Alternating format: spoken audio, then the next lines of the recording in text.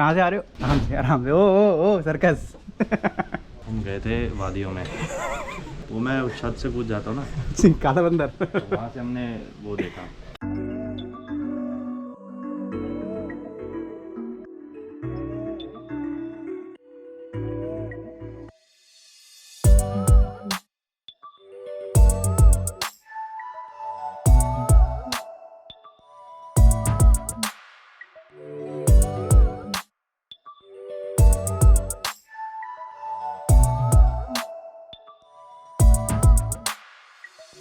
स्वागत है आप सभी का एक बार फिर से।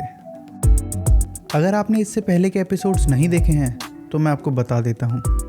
हम चले थे गंगा के साथ साथ और रुक रहे थे गंगा किनारे बसे हर गांव, शहर और कस्बे में। इस सफ़र में हम अब तक पहुँच चुके थे चोपटा तक और हमारा अगला पड़ाव था देवप्रयाग।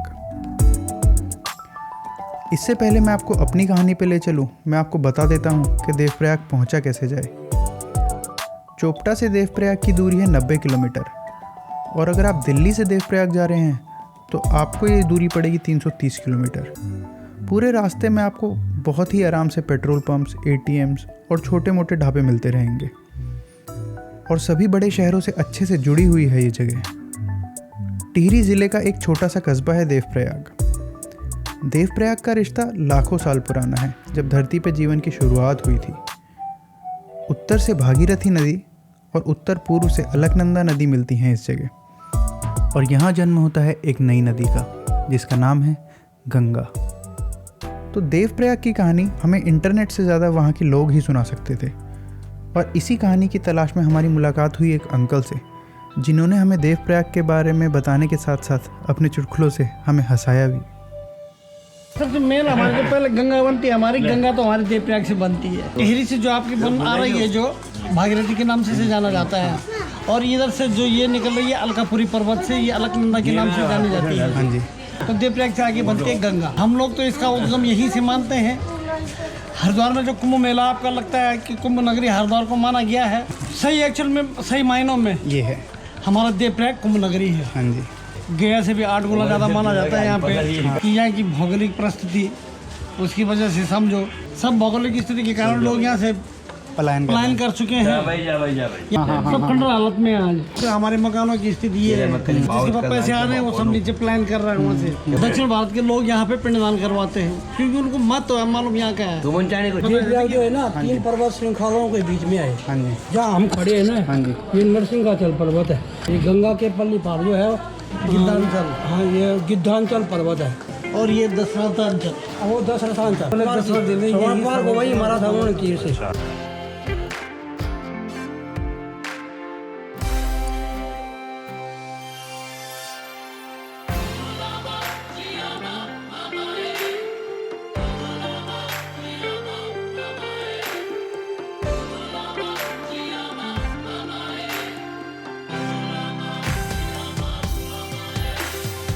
गंगा माई को हाथ जोड़िए। ओम नमो गंगे महादेवस्य बंधवे महान देवी अलकनंदा भागीरथी नमस्ते।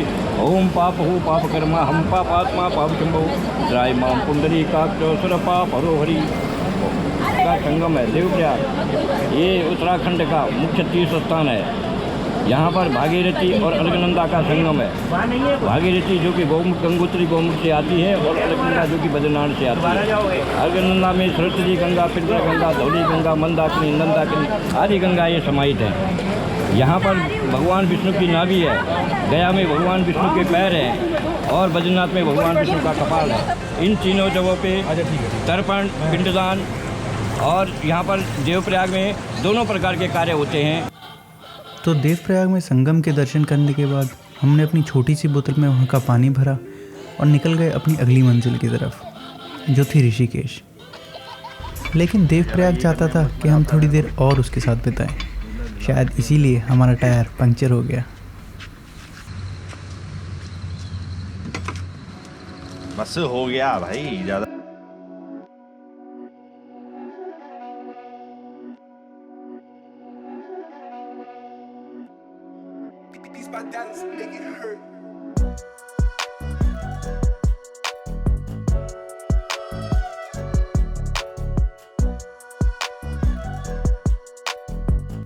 देवप्रयाग से ऋषिकेश की दूरी है 75 किलोमीटर।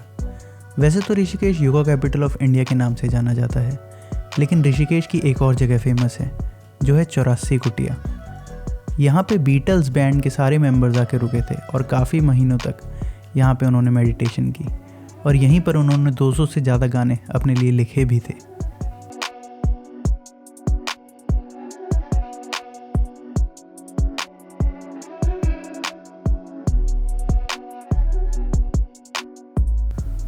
तो 84 कुटिया में सनराइज़ देखने के बाद सनसेट देखने के लिए हम पहुंच गए ऋषिकेश के एक घाट पे, और इससे पहले कि सूर्य अस्त हो जाता हमने अपनी छोटी सी बोतल में पानी भर लिया।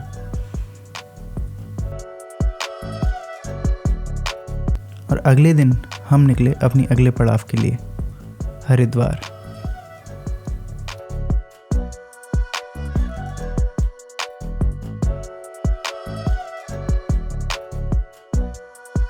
हरिद्वार सभी बड़े शहरों से अच्छे से जुड़ा हुआ है और यहाँ आना भी काफ़ी आसान है, इसीलिए यहाँ रोज़ हज़ारों लोग गंगा दर्शन के लिए आते हैं।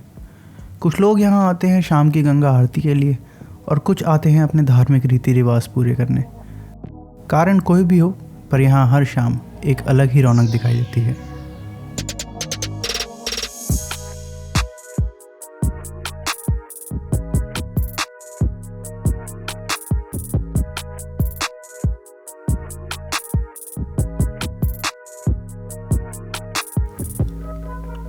अभी तक इस नदी के रूप में काफ़ी बदलाव आ चुका था।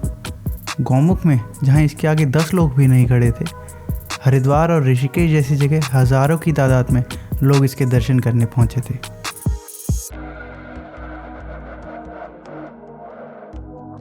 खैर, अभी तो मुझे काफ़ी आगे तक इसका पीछा करना था।